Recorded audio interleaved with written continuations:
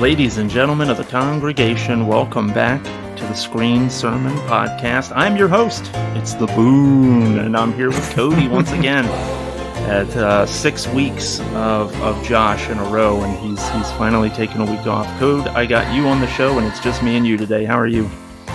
Doing great, sir. Thank you for having me back on, Boon. Thank you for that preemptive, pre-recording display of dominance. And also, just to remind the folks, Josh is still with us. He's just not on this episode. Yeah, he's fine. He's there's nothing wrong with him. He just happens to have, I think it really boils down to, he happens to have his own opinions on this film that we're going to talk about today, and I think it just kind of rests in the land of like meh. I don't think he loved it or hated it, and so he didn't feel the need to be involved. And honestly, all the co-hosts of Screen Sermon, I mean, I recognize that you and Josh are the most frequent. You guys are on, pretty much every week or every other week or so, and the other ones are more spotty and in and out.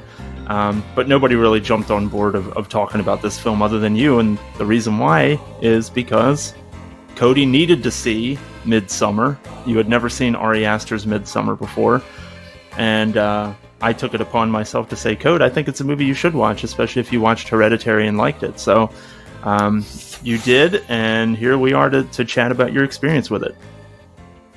Yes, indeed. And I'm glad you put this on the calendar. It feels fitting. I know this isn't, as we're recording at least, isn't exactly at the point of Midsommar, but close to damn enough. You know what I mean? It'll work. Yeah. We're in a different time zone. I think that's how that works. Yeah. But yeah, thank you. And as kind of a personal pre-roll, because you mentioned Hereditary, part of why I've put this movie off for so long, some of it goes with what I mentioned on that first Fly episode, which was just calling audibles on my weekend watch nights. The other part was having only known Ari Aster for Hereditary. Hereditary fell into a very specific personal category of movies for me, with things like Requiem for a Dream, Martyrs, Kids, Schindler's List. Yes. Well, listen to me. Great films. You know what I mean? But they're films I realized after those. I think Martyrs was probably the last one where I'm like, I should probably plan these for when I have a day off. I don't show up at work looking like a ghost. More so than usual, but so that was the other reason too. And I have to say, now having watched it, my reaction and the way it hit me, I mean, shit, I could have watched this movie again tonight. Yeah. If we weren't recording, I would have gladly just watched it again tonight. It gave me so much joy. That's a bold statement too, because this is a 2.5 hour film. And it flew by for me. That's another personal category of movies that should feel long but don't. There's a converse category of movies that are barely long at all and feel like walking up Pikes Peak over here. No, I've definitely had that experience. Certain films, boy howdy. Yeah. You feel that length for sure. Just some quick things. So this was released in 2019, so it's July 3rd. It was filmed in Budapest, actually, even though it takes place mostly in Sweden. It has some a in 9 Utah, million... apparently. Yeah. I read that as well. The stuff that's supposed to take place in America was all shot in Utah. Which is funny because I think Danny and Christian's characters and all the college kids, basically, all the folks that are in college technically live in New York. So Utah was a stand-in for New York. Right. So it's all the interiors, though. It's not like you ever see anything outside that I remember anyway. Having been to both, that is some movie magic right there. $9 million budget. So micro budget, really, which is pretty impressive because as far as to date, it's made $48 million worldwide. I mean, the cast is certainly not anybody that's a heavy hitter. There's not tons of really gaudy special effects. There's certainly a lot of effects in the film, but it's nothing crazy. So yeah, $9 million. to make a 2.5-hour film like this, that I imagine the filming location is where a lot of that went, is, however many days they had to spend in Sweden and lugging all that stuff over there. Well, and I believe that's why they went to Hungary too, because I think in Sweden they have some kind of... Not Sweden, you're right, sorry.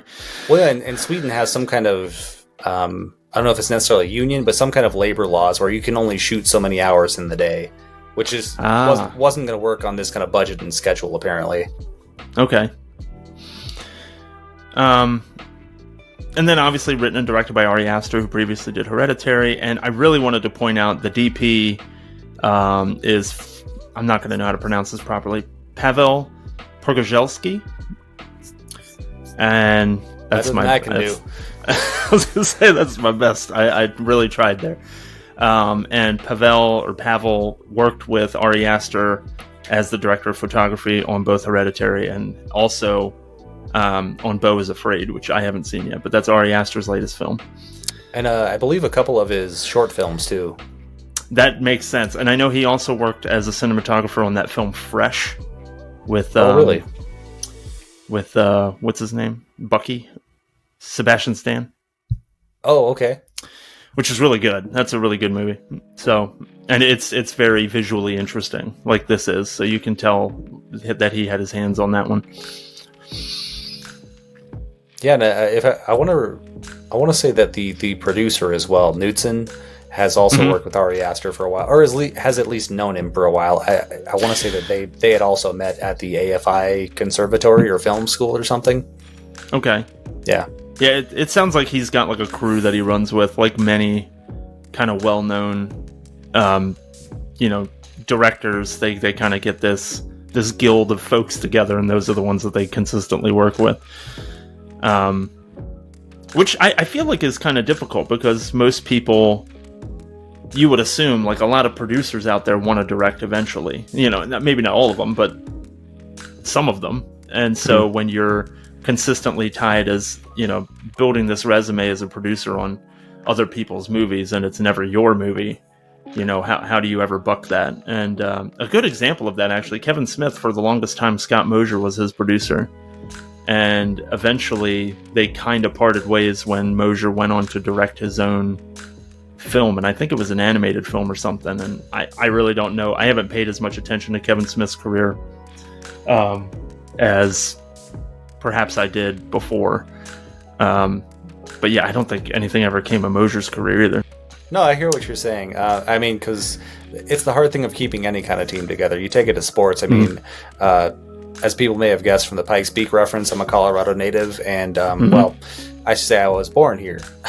Yeah. And I am a Nuggets fan, and now I'm just starting to wonder who's going to leave us soon here. Any of the emerging teammates of this championship team, Christian Braun at some point may want to head off and actually be a starter at someplace else. And I couldn't blame him, honestly, but our loss. And you can go back a little further, taking it back to film. Paul Schrader was a great collaborator, apparently. Wrote Taxi Driver, was a really reliable and smart screenwriter, and that at some point wanted to move into the directing chair as well. So, where's the pity for people like Scorsese and the rest of that circle back in those days? Sure. So I guess a natural way to kind of go into this is, like, let's just get, I guess, surface level to start. You told me prior to when we started to record, I referred to this as a depressing film, and you said that you had a completely different take on it. And I just want to know, like, how did you feel about this movie, and what is that kind of that thing that you took away from it? Well, and going to my preamble again, I was expecting something maybe akin to Hereditary that was just like deeply traumatizing, like never gives you like much of a moment of solace, ease, and just gradually keeps pushing you into more and more existential and supernatural fear. This one, to me, and we'll kind of get through this as we go, I think it does kind of show its hand a little earlier, I think, than Hereditary. And I remember hearing like some offhand criticisms of it before watching it, like sometime shortly after it came out. But I think that was honestly a benefit of it. And the further it went, it felt less like a downward spiral the way Hereditary does. Yeah. With almost kind of like a a strangely kind of punchline ending. And this one also ends with a punch. You know what I mean? And it's an image I wish listicle writers would stop putting as the cover little image of the movie when they write about it. But sure, to me, it felt much more like a long, if dark, you know what I mean, and kind of twisted shedding of the skin for our main character, and seeing one character in particular have the opposite journey. Yeah. Those were the two there. And honestly, I had a bit of Schadenfreude at that second character that I'm sure we'll mention as we get through more of the finer points of the movie. And sure. Sorry, I'm just remembering some of the scenes towards the end right now, and the giggles are returning. But... Well, it's funny you mentioned that because when the film screened in Sweden, I think there was a certain amount of folks that worked within the studio who were taken aback because people were leaving the theater laughing. Yeah. And it turns out, because a lot of the kind of cultural things and stuff like that were somewhat accurate and things like that. So the Swedish audience saw it more as a black comedy than a straight up folk horror movie. Right. And just trying to get into that headspace where this is a movie that's supposed to be humorous. As an American, I was challenged by that. And so but I mean, it just goes to show you, I think that's kind of the point, right? I mean, so Florence Pugh plays Dani, and she's the main character of our film. And she is I don't even know how to word it. I mean, she is in an incredibly toxic relationship with a horrendous human being. One of the least likable characters I think I've ever seen on film. She is isolated in a country that she doesn't live in, with a group of people that pretty much openly despise her. As far as the college folks, the locals of the Horgan community are all very welcoming to her and things like that. But her boyfriend and his crew, not so much. Okay, and going back to my showing the hand part, especially welcoming to Dani. Yes. Mm-hmm. And you see this from very early when the kind of liaison, the local to how Pele. do you pronounce? Yes, Pele, the local of the Swedish community that's bringing this group of Americans over there. The moment you see her and him in the same space together, he's very, very welcoming and is so excited that she's coming along for this journey. And it's a thing that you keep seeing. She's introduced. Everybody gets a pretty warm welcome when they get over to Sweden, but they're all very happy to see her. Yeah, and you keep seeing this love and this kind of shine they keep putting on Dani throughout the film. Yeah, I mean, her rise, as we come to see it throughout the course of the film, is very premeditated to a certain degree. And you can tell that Pele is an agent of this community that he belongs to, and so at the end of the day, he's like the friendly guy from Sweden, but at the same time, he's also servicing this community. And so he's headhunting when he's an exchange student in the States. He's trying to find people, who will fit the sacrifice that inevitably happens at the end of the 9-day Midsommar festival, and B, trying to find new blood to join the commune, because as we learn somewhere toward the middle of the film, they're talking about essentially, what about incest? It's such a small community, how do you avoid cousins marrying each other and all this other stuff? And one of the village elders tells Josh, I think it was Josh, the one who's, out of all the college students, he's the one that's taking it the most seriously. His thesis is pretty much oriented around this Midsommar festival and how it's done in different cultures. And he's asking these questions about, what about incest, and how do you avoid things like that in such a small community? And they tell him straight up, yes, sometimes people from the outside need to be brought in. That's what happens.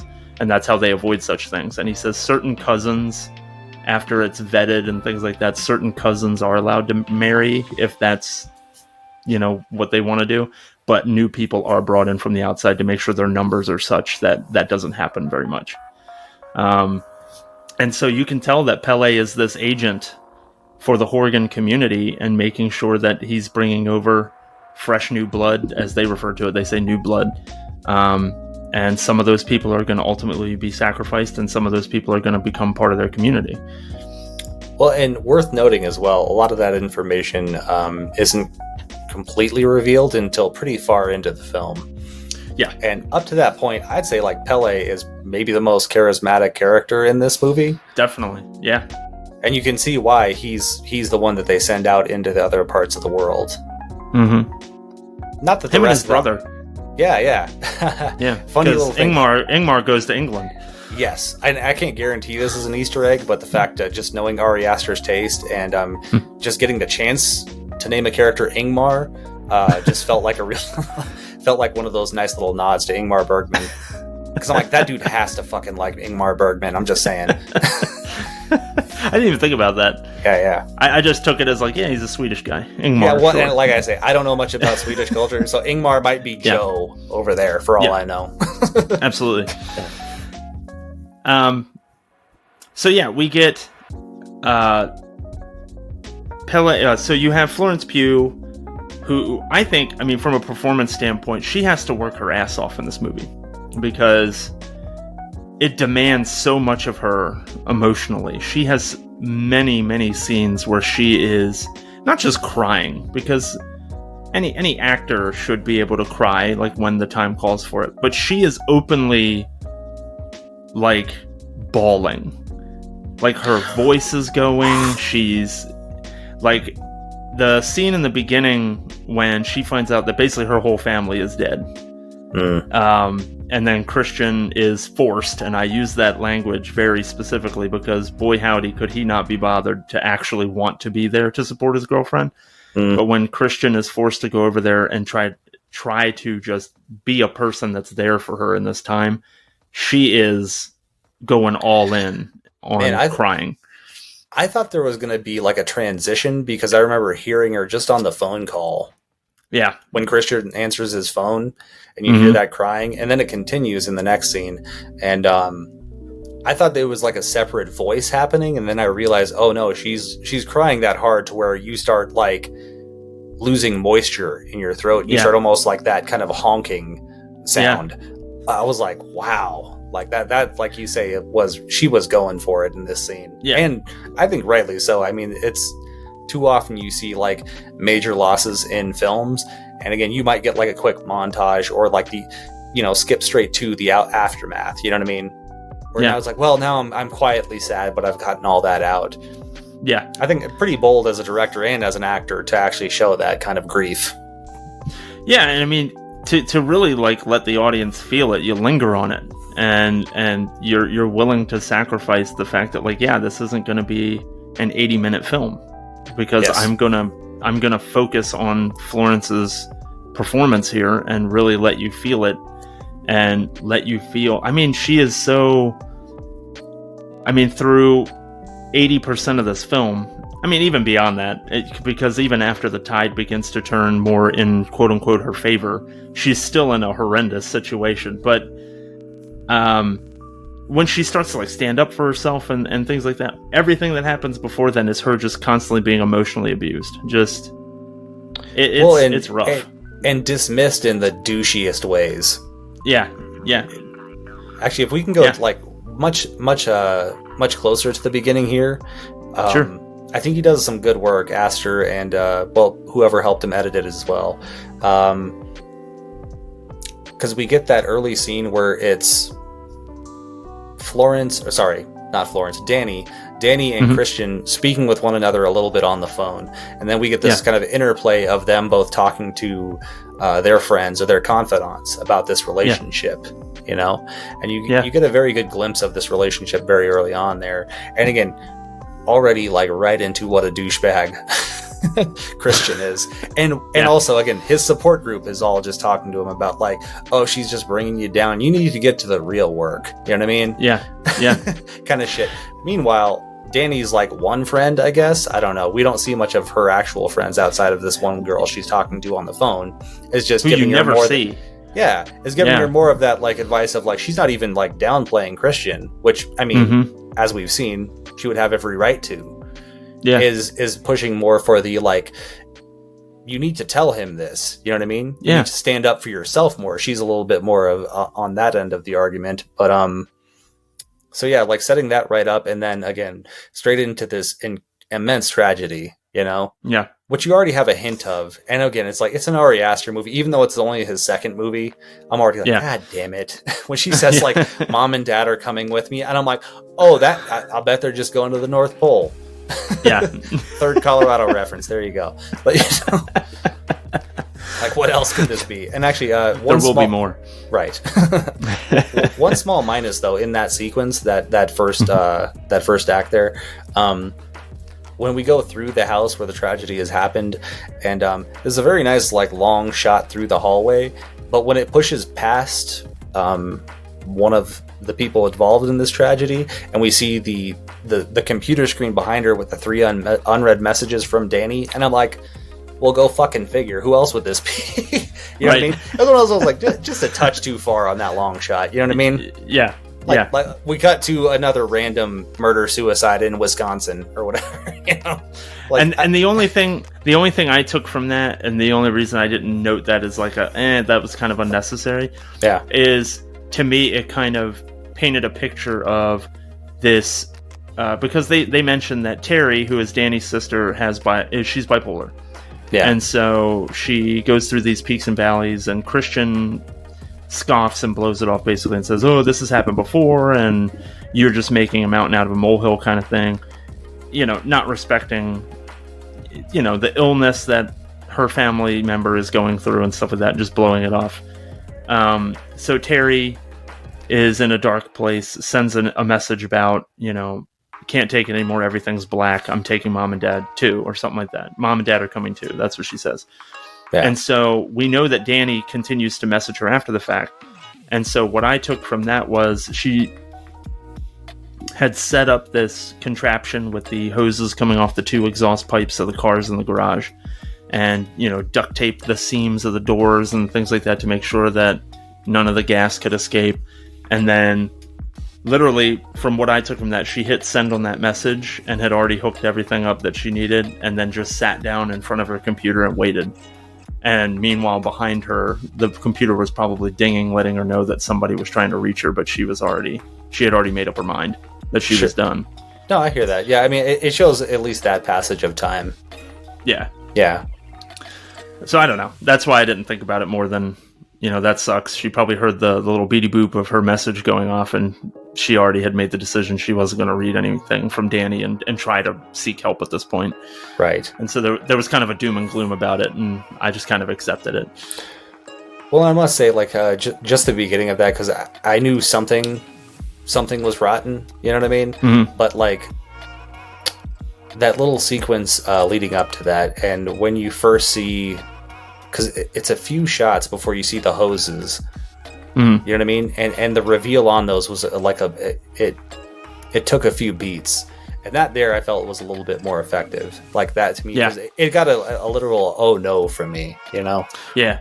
Like an out loud oh no. I'm watching this movie by myself and I just went like, oh no. Yeah. Yeah. That kind of I'm not shy about having an external dialogue with myself while watching films. Oh, no, I'm not shy about it either. It just doesn't happen that often with me. It's just not a natural reaction for the most part. There was one at the end of... Sorry, actually, I don't want to even mention the movie.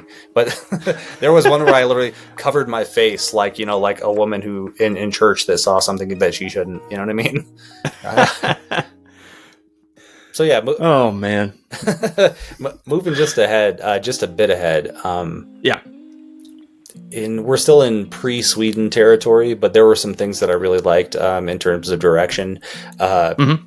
We see a couple of scenes where Christian is only in a mirror. Yes. And and I only know so much about composition and these sorts, but the feeling I got from the one where it's him and Danny talking, you get Danny like you get a genuine image of her. Here we get a reflected image of Christian, the man who apparently never reflects on himself, to be very on the nose about it. And one of the most character showing things to me, at least on kind of a superficial dialogue level, he says maybe the douchiest phrase I can think of, which is, "I'm sorry." Ugh. I'm sorry with a question mark. I'd rather you say nothing. Yeah. Because now I'm going to punch you in the balls. I don't know how Jack Rayner read this script and like wanted. That's how much I dislike this character. Like he read this script and was like, I want to do that. Yeah, because he's not even like, he falls into that category. Why? I think this was right in around the last season of Game of Thrones, but they did some poll about the most hated characters. So of course you pick all the big villainous types, you know. Sure. And it was still Joffrey. Yeah. And surprisingly, it was not. Am I thinking of Bolton? Anyways, oh, the son, you mean? I'm struggling to remember his name. Yeah, because he was Snow for the longest time in the book, because he was technically a bastard. Anyways, I would have guessed him because he's a sick fuck. Yeah. The Mountain, also a sick fuck. Barbaric. Absolutely. You know what I mean? Rapist, both of them. But somehow Joffrey was still the worst. And I think part of it is because he's a pissant. You know what I mean? Yeah. Yes. We may hate barbarian types, you know what I mean? Yeah. That do awful, cruel shit to people. Yeah. Hell, Jason Voorhees. I mean, he's practically, you know what I mean? He's on t-shirts and ball caps and every other damn thing. He's you know he's a babyface at this point. Yeah. You know what I mean? Yeah. You can kind of have that turn. But when you're a pissant villain, and I feel like Jack Rayner's character in here, Christian, falls into that camp. Definitely. Oh, God, it's just that extra bit of sour. He sucks. And he's I'm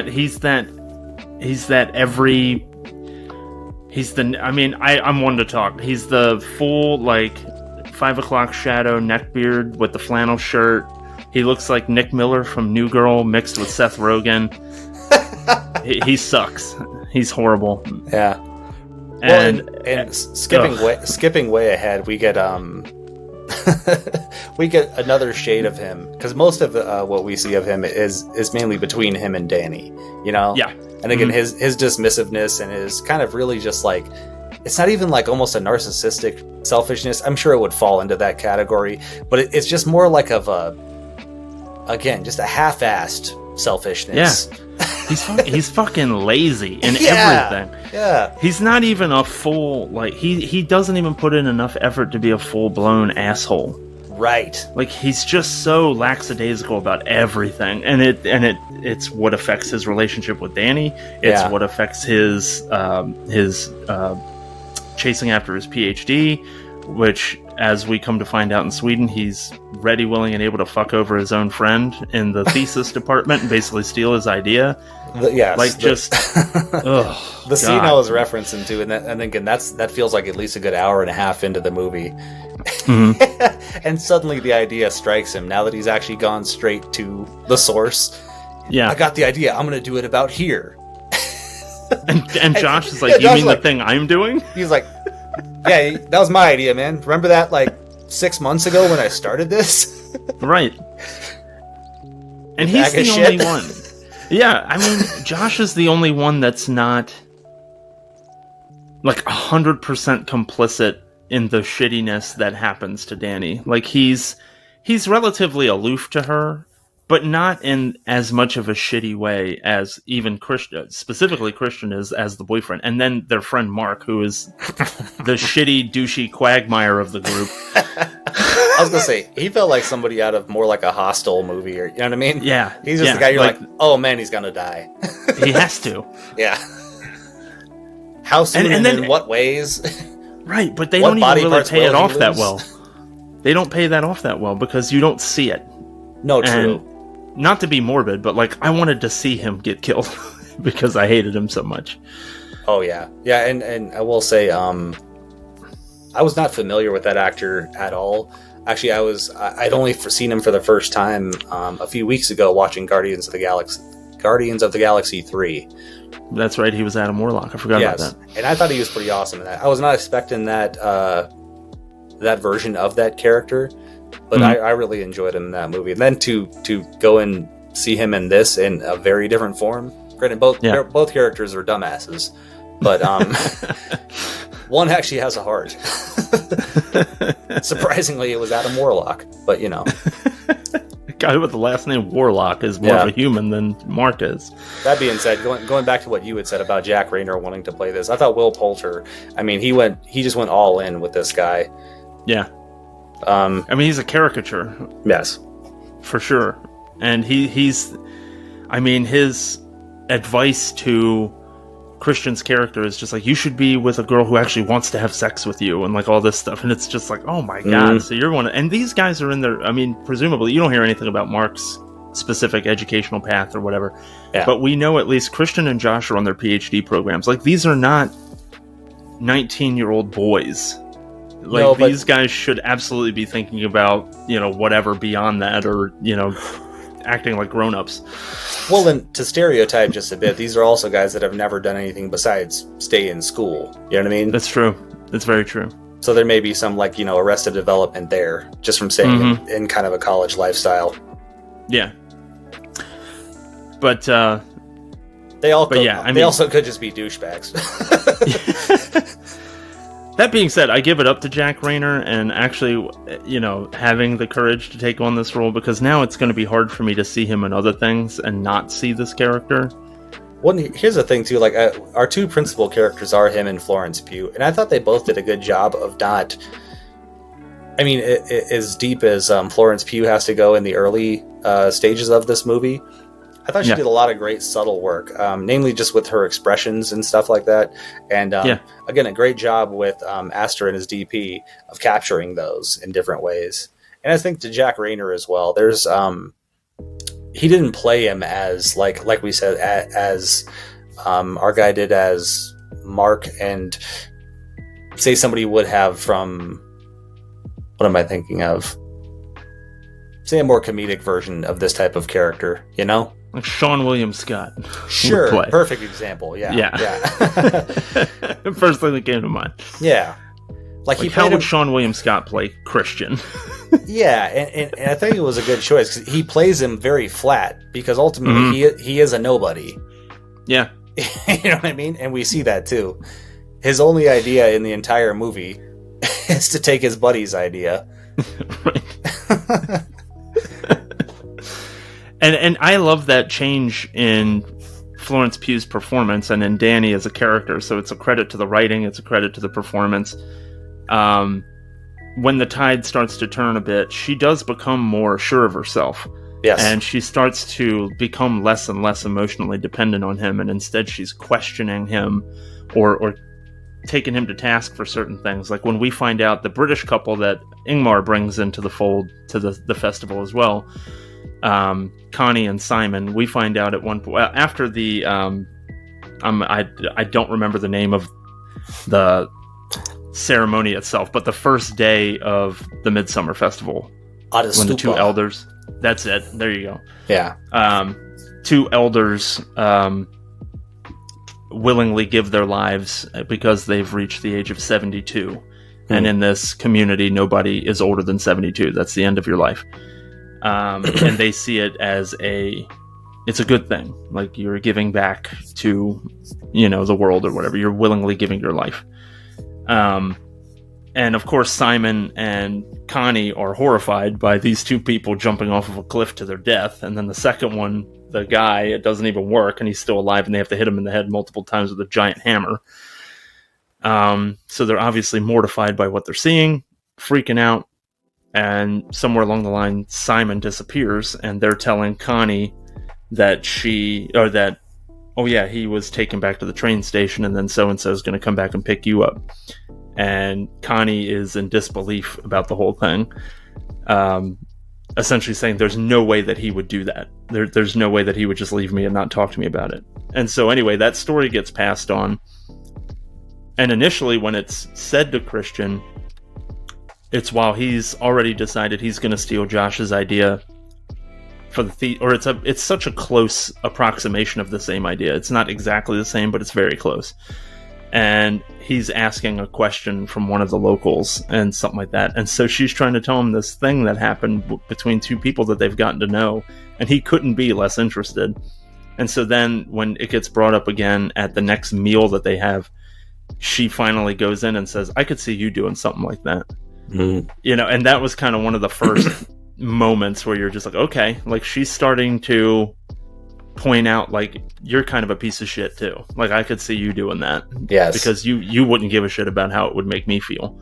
Right. And it just builds upon itself. And she starts to lean more into relying on these emotional connections that she's making to specifically the women in Horgan, and realizing that she really does feel comfortable amongst a lot of them and doesn't need his horse shit anymore, and to be dismissed and treated like she doesn't matter because these people treat her like she does. Right.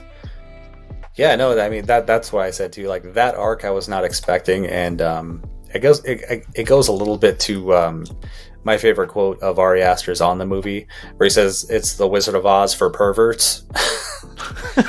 I did not read that. Which I was like, shit, man. If you'd have put that on the poster, I'd have been there front row center first weekend.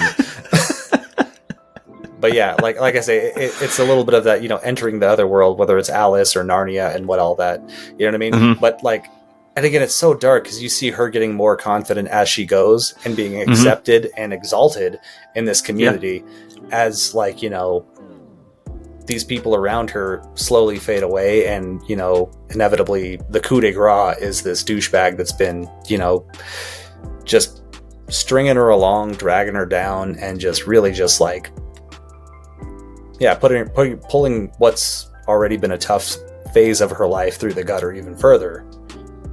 I was gonna say, rewinding just a bit, the Atastupa scene, the ceremony they have for the aged people, that was probably the most mixed emotional scene I had in the entire thing. Okay. Without getting too personal, it's something I've had to consider a little bit lately. Not for myself, but just observationally. I'm like questioning, like, should we be able to decide, you know, when and where we end our lives, you know? Sure. Because sometimes those last years, not so good. Sometimes downright horrible. Yeah. And actually, what encapsulated it so well, because I was very, like, getting kind of philosophical, so I had to pause and go out and have, like, a bit of a contemplative smoke out back. Yeah. Then I came back in, and then kind of in defense of this ritual, one of the locals called it lashing back at the inevitable. Yeah, that's a good line. I quoted that directly in my notes. Afterwards, I wrote all caps, "fuck." Put it so well for what I was feeling. Yeah. And actually, two more quick rewinds here. The trip into Sweden, there's and this is probably one of those shots that you'll see in most little video essays about this movie, and probably most about Ari Aster, I would guess, because it's a bit showy. But there's a great shot where they go over this bathroom door as Danny has to run because she's getting sick, because the trauma is building back up and she's having physical effects from that. And then it cuts right into an airport bathroom, and then we see her exit there again. That was cool. And again, that could just be kind of flashy, you know, a little flourish there. But I thought it was actually well used, because we see the passage of time in this little transition, and we see how much is still hanging on to her. Yeah. So I thought that was pretty dope, you know? Yeah. And conversely, there were some things further into once we get to the Atastupa incident, I guess you say, or ritual, that I thought were a little bit too much. But in between there, those early, like, tripping scenes when they're on mushrooms were fucking hilarious to me. This felt like somebody who has clearly either done this themselves or at least been around people like that. You know what I mean? Because it wasn't big ups to Will Poulter in that scene. Yes. Because I believed he was high. Yes. One of the most telling lines when he says, "Oh no, a new person." And the other guy has to tell him, like, "New people are good." It's the most. You have to have the one hall monitor that's sitting there with everybody that's tripping. Yes. New people are good. Everything's fine. Yep. But yeah, I just loved that. All the tripping. Everybody lay down. I want everybody to lay down. Yeah. The sky's still blue. That's not right. It's okay, Mark. It's not okay. But yeah, like all the tripping stuff, like visually, I thought was really great because they didn't go that, clearly people who have never like tried or even read about like experiences like this on drugs. And, of course there's like a goldfish falling out of the ceiling and doing a tap dance along the computer screen or some shit like that, It was all those nice little things of, another consistent thing. Something I didn't know I liked, or wasn't reminded that I liked until I saw Annihilation. Which is people growing into plant life. Yeah, man, that does it. That movie's dope. I really like that movie. Holy shit! I remember like that wasn't the first time I saw it because I remembered like Swamp Thing, But like, there's a few different versions of that in this. It's a consistent kind of thing with some of the trip and otherwise just kind of stepping outside of their mind sequences. And man, I don't know what it is about that aesthetically. It just really does it for me. You know what I mean? Yeah. Oh, and one quick thing at the end of their first trip, I had to write down because Danny makes this mistake: is never look in the mirror. Oh yeah, God, because the image of Terry with the makeshift gas hose thing up to her mouth. I didn't see that the first time I watched the movie. Yeah. Oh, I don't know how I missed it, but here's a weird thing: if you watch this movie on Amazon, because it gives you that X-ray. Ooh, okay. Yeah. They hid the actress that played Danny's mom in a few scenes as well. I saw her twice, I think. Not the obvious ones either. Okay. Yeah. I missed her than the rest of the time. Yeah.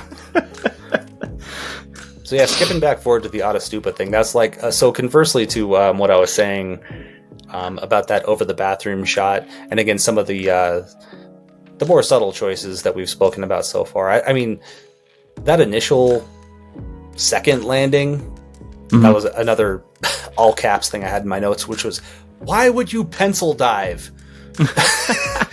You know what this is. Like, you're this old, you must have seen this before. However, without that, if it pencil dive. Yes, without that, and without the if it was just another quick death, we also wouldn't get the first version of one of my other favorite things in this movie. And this is another one of those. I mean, I don't even have to guess. I mean, I've seen it in like so many like Instagram posts about the movie of the congregation kind of empathetically sharing in the pain of somebody, you know what I mean, and screaming in the same way that they are, which was a great recurring bit that they do through this. I love it. Yeah, I love it. Yeah. Another thing I wrote down about performances in this film is all the extras, or like all of the more tertiary characters that like Old and Ingmar, like they don't get tons of screen time. And then certainly a lot of the ladies that are just kind of, either taking the lead on certain bits of the festival or just always in the background doing something. All of those folks that are in there that, I'm sure their characters have names, but I don't remember them.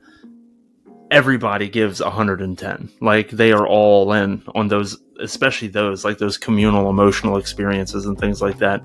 It's amazing. 100%. Like, how much they put into that.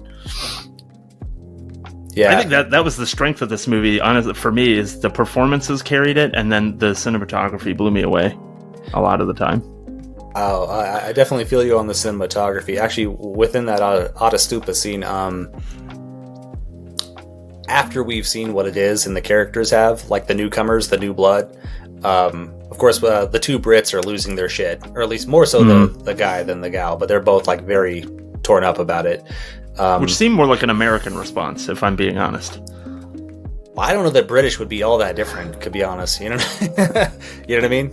Thinking like open to other cultures, like things. You know what I mean? Like their eccentricities and stuff that maybe wouldn't be a... If they were French, I might see that.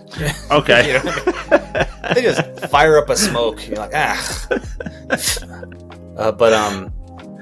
but yeah, no, and then our Americans too, who are the three guys, are very much like, whoa, you know what I mean, in a kind of quieter, what the fuck way. Even Josh, who clearly knew what this was gonna be, you know what I mean? Yeah.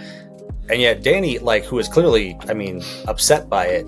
You can see the way they shoot her too, like from fore and background, wherever she is, she's always separate from the rest of this crowd, the Americans. And you see her too, for a sec too, and again, it could only be an inference. And without asking Ari Aster and his collaborators, I could never say for certain. But I'm like, she understands this better than them. You know what I mean? Because she was clearly taken aback by it, but she seems to be taking it in a very different way than the rest. Yeah. You know what I mean? It's not pure shock to her. Yeah, like it's jarring, and it was unexpected, but it's almost like she can have an appreciation for it. I mean, she just lost all the people in her life well, two of them, her parents specifically, who I think are the avatars here, they weren't able to give their lives freely. It wasn't their choice. Right. Like, it was made for them. That decision was made for them, and prior to them making it to 72. So I'm sure for her, it's just like, I would have much rather have had it this way, where at least they could have lived to be at an age where they feel like they don't have as much to contribute anymore, and so they're freely giving their lives for the next generation to benefit from, and things like that. So having been through what she's been through, it just makes sense that she looks at it differently. Yeah. And while we're still right at that scene, I think the initial gore in that scene was very effective. I think some of the kind of flashback to it was a little gratuitous. Yeah. And in a different movie, I mean, I wouldn't mind of that. You know what I mean? In like a Rob Zombie movie, I would just expect it or something like that. Yeah, you know? Definitely. In this one, I almost wish they had kind of pulled that back. So we even see the aftermath of it again, the bodies being... And you don't need it. No. I was just like... Yeah. I honestly, it was more effective just seeing that, you know? Yeah. And to me, like, the best thing Ari Aster does... the kind of terror and the kind of emotional imbalance that he can bring with his movies does not even require any kind of gore. You know what I mean? Mm-mm. And I don't blame him. Like, I'm not squeamish. I'm not a prude about gore, but I'm just saying, sure. like using it here and there to punctuate things would be awesome. But I think just in the full mix of his movies, quite often it's, again, it almost takes it away from me. And I'm like, well, now I feel like I'm watching a movie. Yeah. Which for a sec there, I felt like I was right there with these characters. That's a good point. It sucks you in for sure. Yeah, which is a rare thing for me, at least at this age, you know? Yeah. And you get it, like the kiss of gore, like when the woman hits the stone down below, like you see like her face gets destroyed. Yes.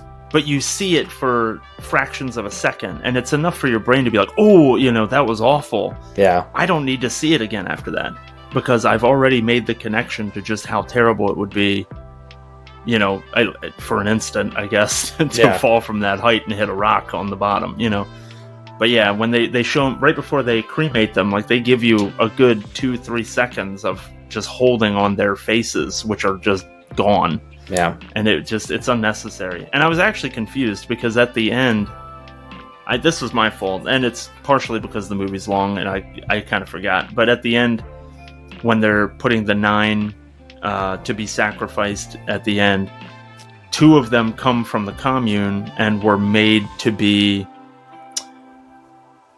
almost like statue-like, and like one of them is just a torso, and he's got like the tree limbs coming out of where his arms should be, and one was coming out of the mouth, and then the stomach was hollowed out and filled with fruit, it looked like. Yeah, he's kind of scarecrow-like almost, the one. And like a cornucopia. Yeah. And horrifying, like really cool that, effect that they created for it and stuff. For some reason, I was thinking those were the folks that had jumped off the rocks and off the cliff, rather. And of course, that doesn't make sense because they basically didn't have heads by the time that whole thing was over. Right. But I was like, well, who were those 2? And I think it was just people that volunteered their lives. But then they also asked for more volunteers afterwards. So I was kind of confused by that.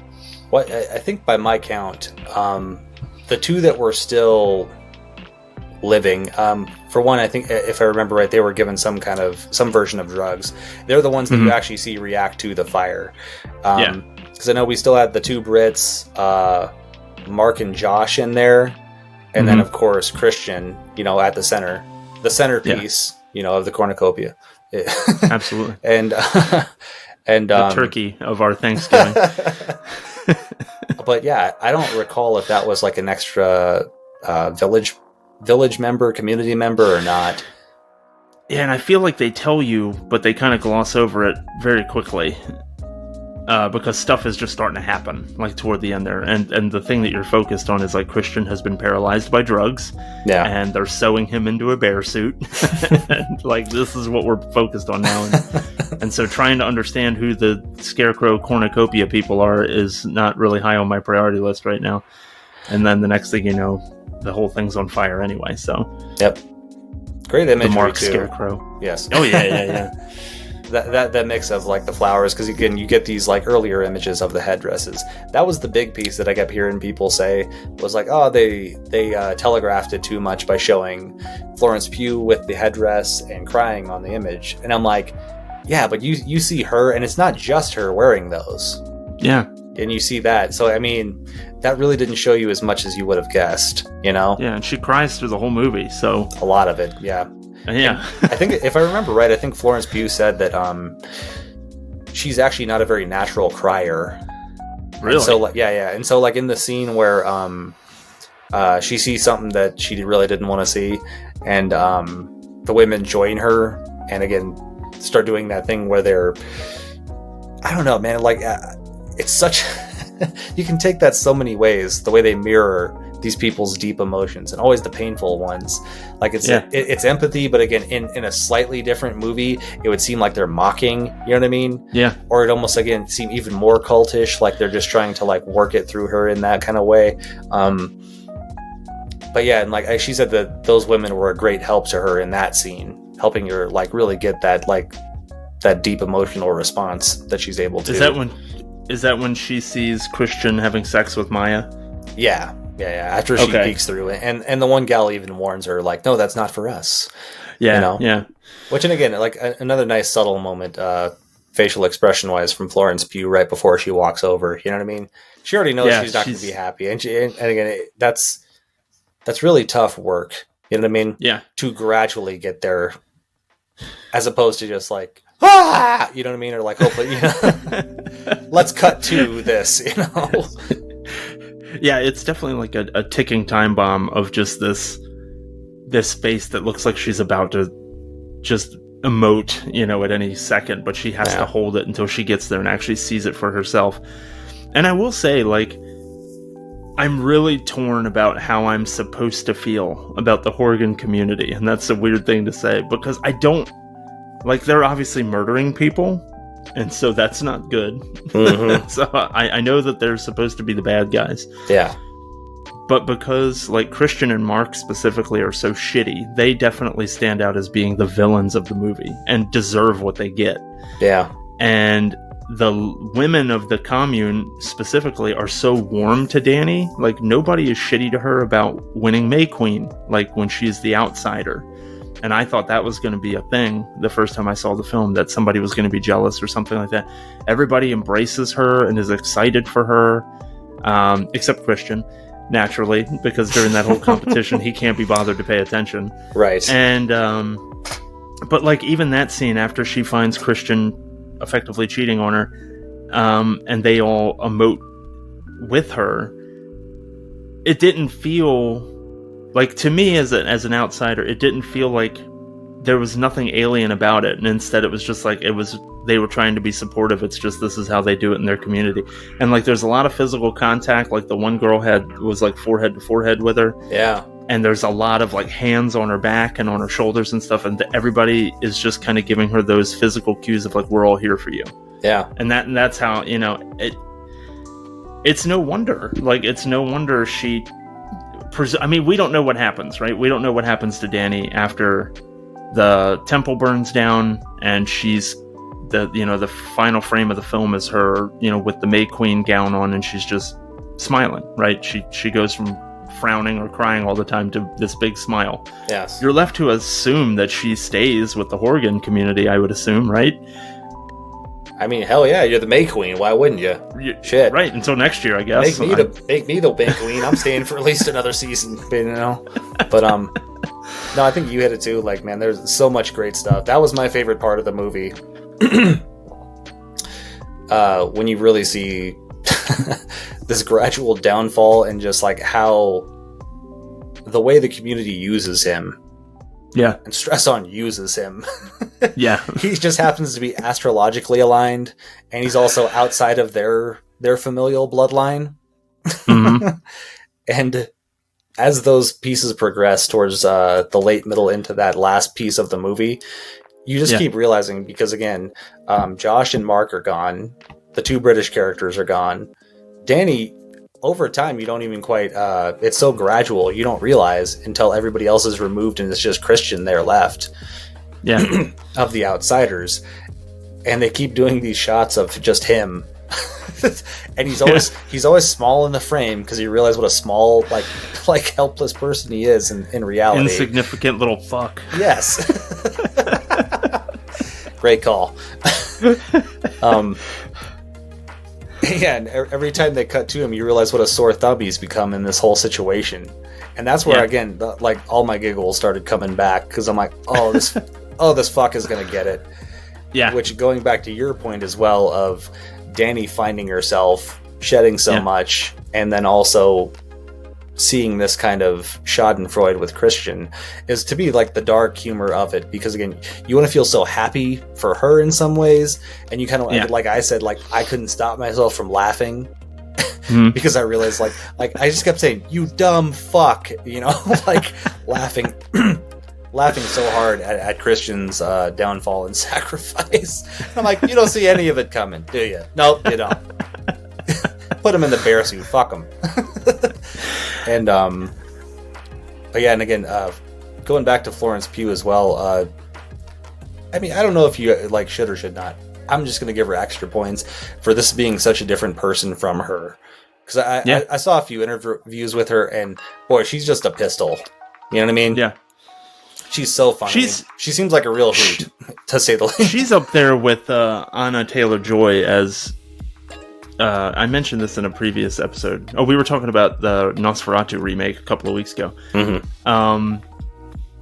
Anna Taylor-Joy and Florence Pugh are now two actors out there who pretty much anything they're in. Zendaya's another one. I've kind of my wife is big into Zendaya, and so pretty much anything that they end up being in, I usually get pretty excited about checking it out, just because I've really appreciated their work. Yeah. No, I'm with you. I mean, this is the first thing I've actually seen Florence Pugh in, but I mean, after this movie and then again a couple of those interviews, I'm down to seeing anything else she's done.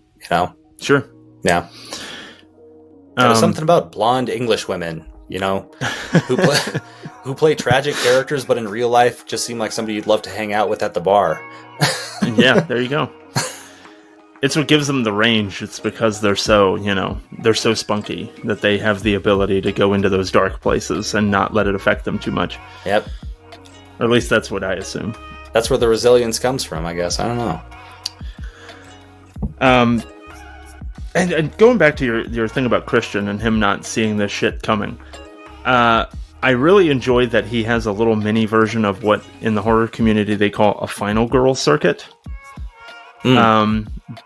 So he goes through his little ritual with Maya. He has sex with Maya in just the bleakest, most horrific looking interior of a building that they probably have in this commune. It's the scariest inside of a barn I think I've seen in quite some time. There are all these nude women in there, and then Maya, of course, is prostrating herself before him, to accept his seed. And so he has sex with her. Dani obviously sees it. Christian has no clue that Dani sees it. Christian is also on a couple of different substances at this point. He's drank something that's, clearly laced with something, and then he got... he breathed in the smoke. He inhaled some kind of smoke. And so he's under the influence of multiple things at this point. He does the deed, and then he gets frightened and leaves, and then runs outside. And again, big ups to Jack Rayner for running around, on camera, hanging dong, just like, like he's there for all to see. And as he's trying to find himself in the commune, he ends up coming across a man's foot, sticking up out of the ground as if it was, a tree planted, or a shrub. And then he goes into the damn chicken coop, and you've got Simon in full-blown fucking Blood Eagle from Vikings in there. Yep. And is it just me, or were the lungs still breathing? It seemed like Simon was still alive, at least when he saw him. Oh, I didn't notice that. Yeah, like the lungs were still expanding and compressing, as if he were still breathing. Yeah, this was my first introduction to the Blood Eagle. So, I mean, I think I was just more amazed at just the sheer the sheer fucked upness of it. So, and then of course after that he gets another like Tajiri mist to the face, and down he goes. And as he gets powder blown at him or something like that. And so now it's another substance, and this is the one that ultimately paralyzes him and sets him up for the final scene. But how did Christian, being a PhD candidate, right, working on his thesis, so you assume that he's got some kind of intelligence or some kind of problem solving, whatever. The parts of this culture, the parts of this, religious and cultural thing that they do are plastered all over the walls of the buildings. All of the interiors of the buildings have paintings all over the walls about the things that take place in this community. Mm-hmm. How did he never realize, there's a pubic hair in my food? Or my lemonade or whatever the hell he's drinking happens to be a little more orange than everybody else's. And I distinctly remember on a tapestry there being a very explicit couple of scenes drawn out that show those exact things when somebody's trying to make another person fall in love with them. There is imagery everywhere that portends even the things that are going to happen in the film, and these PhD candidates never pick up on it.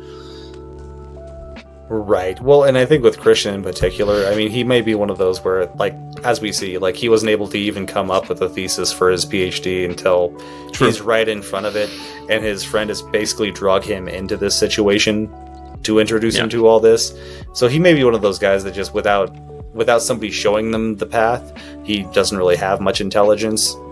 And I get the feel of that just from a lot of his social and emotional ineptitude. He must have some intellect to get, like you say, to get that far, but he probably doesn't have enough to get him the rest of the way, at least not without somebody else holding his hand, I guess. Mm-hmm. So yeah. And I think it goes to show you the difference between intelligence and wisdom. Sure, and in some of it, I mean, you could also chalk it up to just what's the word I'm looking for here? Kind of like a conceitedness, I guess, of culture as well. That goes way back through folk horror and even some ghost stories. Typically it's either the stiff kind of Christian guy or the the stiff academic. You know what I mean? That kind of looks down on the people or is a little bit too proud of his own intellect or culture, and that's ultimately what leads him into what to us seems like a very obvious trap. Yeah.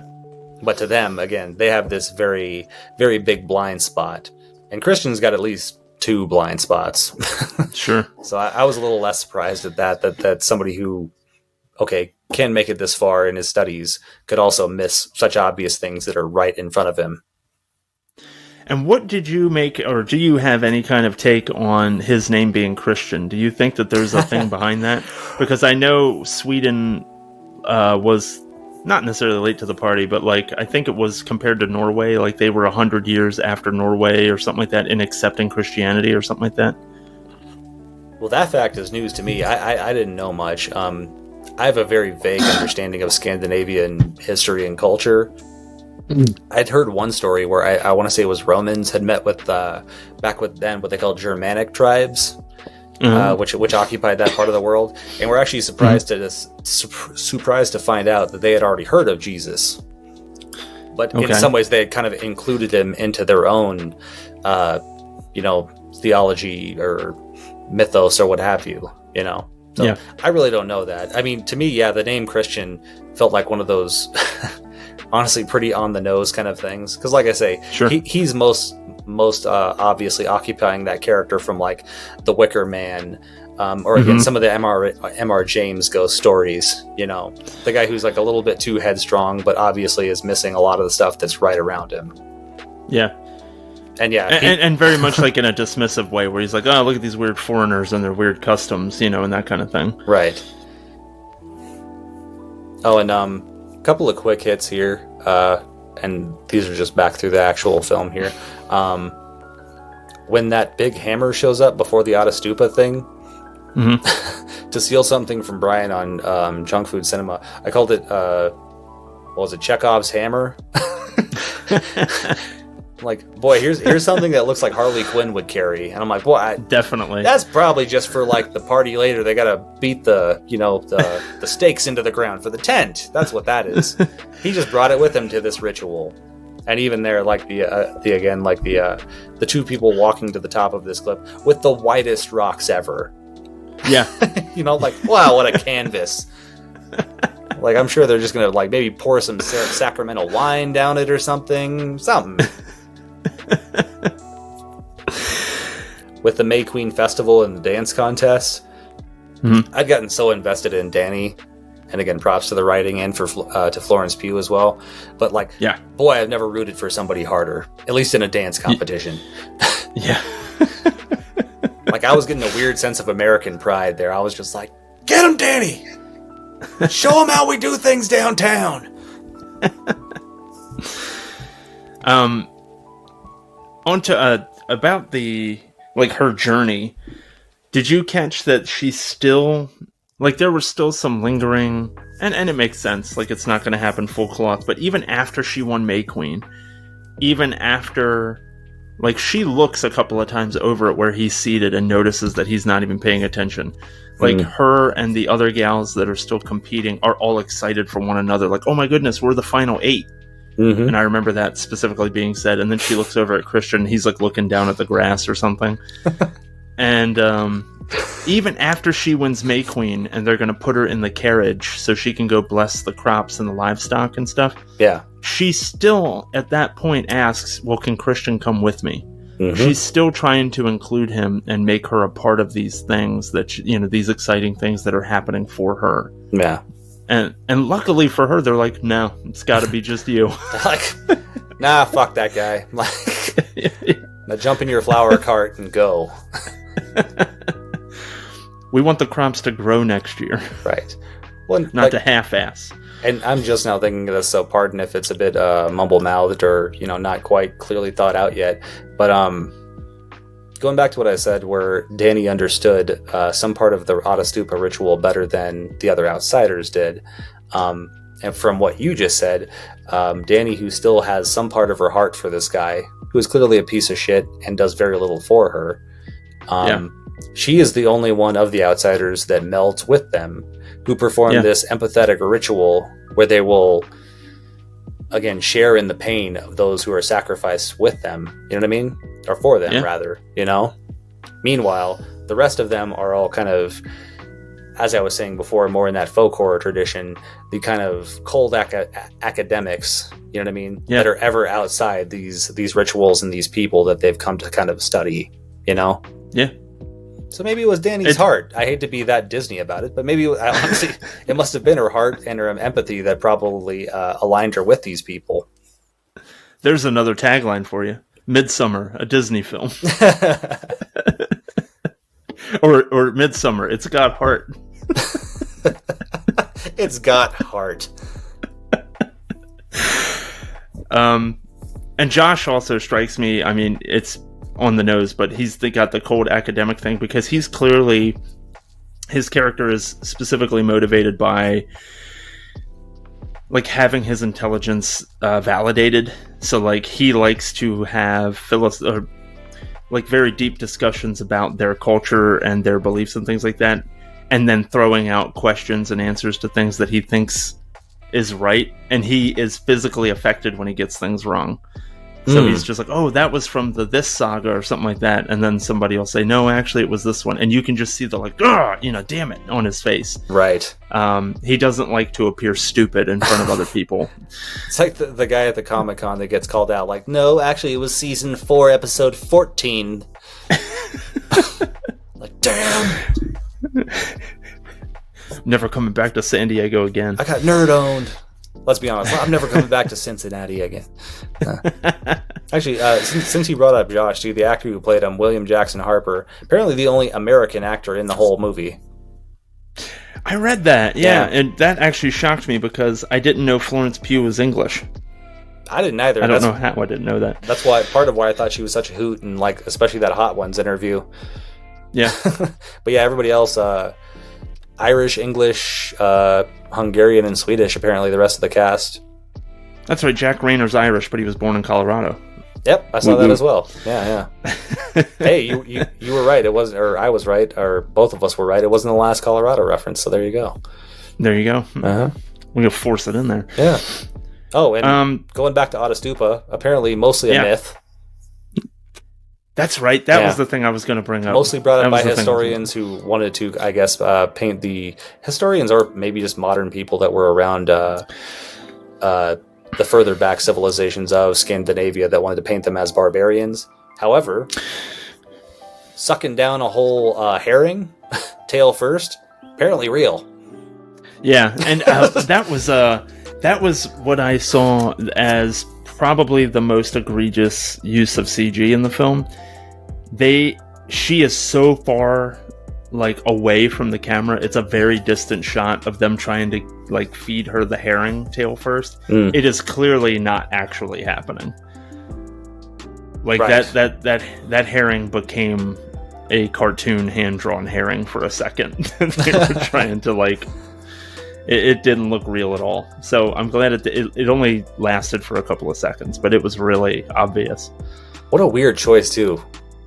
Yeah, to do CGI with that, unless Florence Pugh is terrified of fish, maybe, you know what I mean? I guess. Cause I'm that had to be one of the easiest finds, you know? Send somebody Make down to gummy the fish. Yeah, send somebody down to the supermarket. They must have a fish laying in there somewhere. There you go. Yeah, I mean, if she's unwilling to put an actual fish in her mouth, can't you make some kind of fondant fish or something? Right? You know? Yeah, you would think. Or you said, a gummy fish, just pour a whole bag of Swedish fish on her, you know? There you go. Wait, is that where Swedish fish came from? No, I'm kidding. They do like their herring, evidently. Since that is part of their... I read a similar thing where it was although these things are completely made up, the herring thing is supposed to be good luck or something like that. Yeah.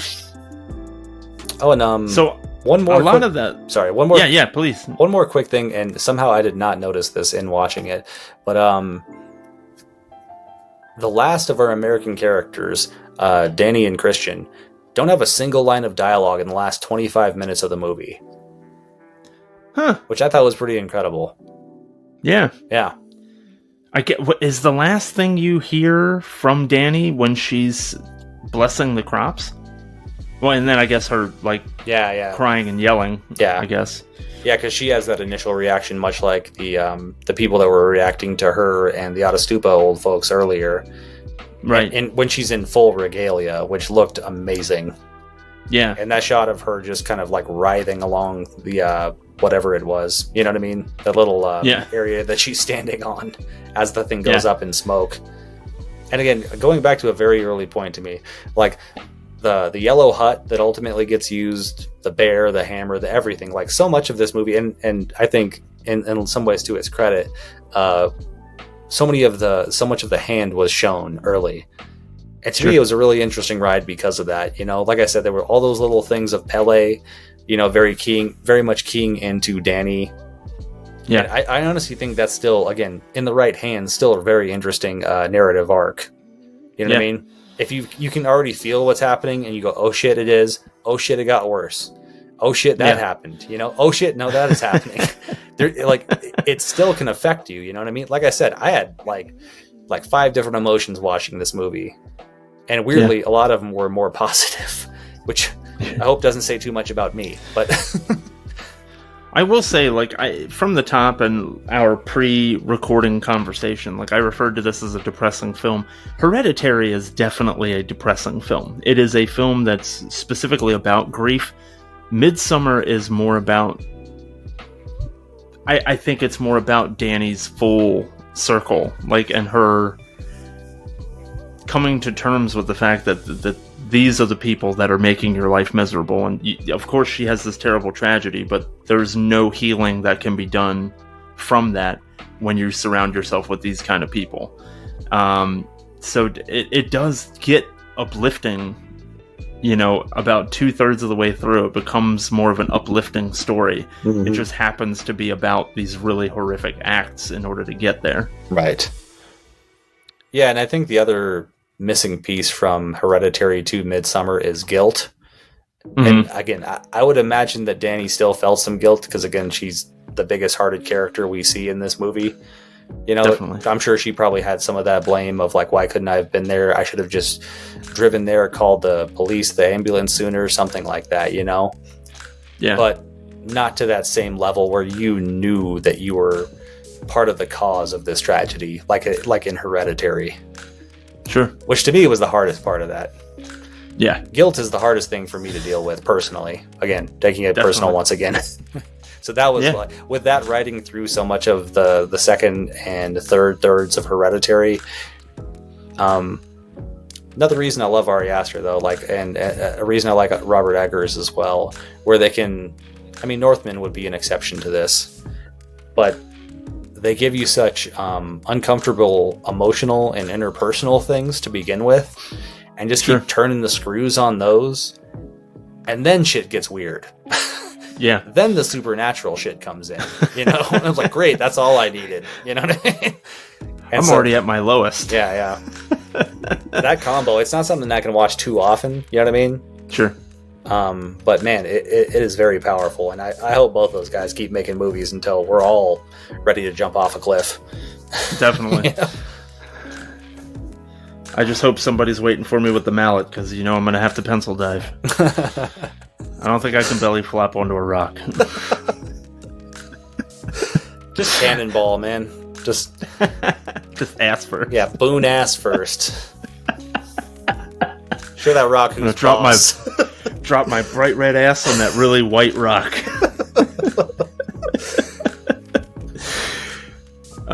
About color, I guess is what made me think of this. There's a segue for you. This film takes place predominantly in sunlight, right? Most of it is during the day. Mm-hmm. And that combined with the very white ensemble, the very white frocks that everybody wears in the Horgan community, I felt like a lot of the colors are very washed out. A lot of it is kind of dominated by the white. And when Danny gets the May Queen gown specifically, but also even when she gets her frock, it just seems like the blue and stuff is more blue, like it stands out more. And I felt like costuming was very specific. I'm not intelligent enough to know what goes into it, but you noticed, or at least I noticed from the characters that were on screen, Danny's was the frock that had the least detailing in it. Like everybody else had different stitching patterns in them, and runes were stitched into it and stuff. Danny had a couple of runes, and there was some blue designing like on her shoulders and a little bit on her chest and then on her back a little, but mostly she was white. Like she was almost completely stark white. Her sleeves were also different from everybody in that her arms were almost 100% exposed. Other ladies had like partial short sleeves that come down almost to the elbow, and then other ones had full-length sleeves. There had to be something about exposure. You know, there had to be something about the newness of Danny to the community as to why she didn't have more on her frock. I'm sure there was some decisions about that in there. It was just something that I noted. And then it is a huge pop of color, because the yellow temple, the sacred temple that they end up burning down at the end, obviously stands out in the background. It's very yellow amongst all these other things that, like I said, are more washed out because of the white and the sun. But her May Queen gown and the headgear, the gown and crown, I guess, those colors are definitely, they just explode. And I really enjoyed the whole ride that she took after she won, because you get those colors on screen for a good long time. Yep. And when they're carrying her character on that kind of what do you want to call it, like a plinth or something like that, that's man carried. I noted that when the ride first began, she was very unsteady and couldn't catch her balance, similar to how she was in the beginning of the film. She wasn't sure of herself. She had to rely on other people for emotional support, things like that, support that she wasn't getting. As that ride continues along, she is very steady toward the end of it, like before they reach her, the carriage that she ends up riding in. She's just kind of riding it very... She doesn't look like she's going to lose her balance anymore. Like it's the right fit for her. Right. Which I thought was some cool decision making on how they, choreographed that whole thing. Yeah, most definitely. I'm glad you brought up the costume design, because I was going to say Andrea Flesch, and then also production design, Henrik Svensson. There was a huge art team on this movie. Yeah. But I wanted to highlight those people too for leading the way and for doing some amazing work. Actually, since we're on it, and I feel like we maybe, unless you have like some more, which I'm totally down for, but I wanted to mention a particular article I read on semipermanent.com. Yeah. If you just look up that site and Midsommar, you'll get a pretty extensive interview and kind of essay on all the design work that was done, like what inspired it, like really in depth. I mean, I would have loved to have mentioned more from that, but just didn't. That would have been its own episode. It just would have been me reading this guy's amazing article. But yeah, and also one more so far in this episode, unsung. I feel like hero of the movie was known as the Haxon Cloak, but otherwise known as Bobby Kurlick, who did the music for this movie. Okay. Yeah, really good, intense stuff. Like, and again, another great thing I love about Ari Aster's movies, he has that understanding, kind of like David Lynch and like some of the other masters too, of using sound and music, to really build and pay off a lot of tension. Yeah. In a very intense way, but not too showy. I mean, it is kind of showy, but it doesn't feel cheap in that way where you like hit a bad chord on a piano out of nowhere. I do feel like I've lent a disservice to the film by not bringing up the music, because I think they did an excellent job of composing a score for this that really takes you through the journey. It is really great. Oh, and a couple more resources I found pretty useful. There's a pretty solid interview about this movie specifically with Ari Aster at the Film at Lincoln Center. Just check that out on YouTube. Okay. Another good one, and honestly, I support this entire channel. This day before last, I found a guy on YouTube. His channel is just named Angus Davies. Okay. And he specifically does video essays on cinematography or cinematographers, a lot of equipment stuff as well. Phenomenal channel. They're all under about 10 minutes. He gets so much information in all of those, and he has one specifically on Ari Aster, how he shot Hereditary and Midsommar. I also recommend his ones on Wes Anderson as well, and a lot of those equipment ones as well. I mean, that's something that I only have a glancing amount of information on, and man, he breaks it down so quick and so passionately as well. So yeah, check out Angus Davies on YouTube. I think what we'll do is grab those links and then put them in the description for this video on YouTube and Spotify as well. Specifically the YouTube one, because we can link it more directly. So yeah, we'll go ahead and put that together. So yeah, thank you as always for doing that really deep research, Code. As we were talking about prior to recording, it's just something that I feel like you've really kind of taken and run with, and it's much appreciated. I'll do what I can, honestly. I these two in particular, I mean, credit really goes to the people that created these. So Code, any other final notes about Midsommar, so that I'm not cutting you off? I don't want to stifle you. I would love to hear anything you have to say. That was about everything I had. Okay, and as you said, I have tons and tons of notes. I'm sure that we could continue to talk about this film all evening, but I think honestly what will end up happening, I could totally see us doing an Ari Aster arc down the road. Specifically, like if he comes out with a fourth film, like after Beau is Afraid, I could see us starting to dig into that, or potentially doing like a folk horror arc and then including Midsommar in that, and then talking about this movie again. There's a lot to say, and there's a lot that we didn't say. This one was more oriented around just getting your first experience with it. And so I'm happy to hear that it sounds like you enjoyed it, and that you had a positive experience with it, because I know it had mixed reviews. Oh yeah, I loved it to death, honestly. I mean, this is possibly the boldest thing I'll say all episode, but I really thought, like, for moments towards the end of this, I really felt like I liked this better than Hereditary even. So, and you, I don't think you're far off on that. And again, I'll say I really don't. Hereditary is a much more effective horror film. Yes. I was never not unsettled during that entire movie, which is part of why I gained like such instant respect and admiration for this guy.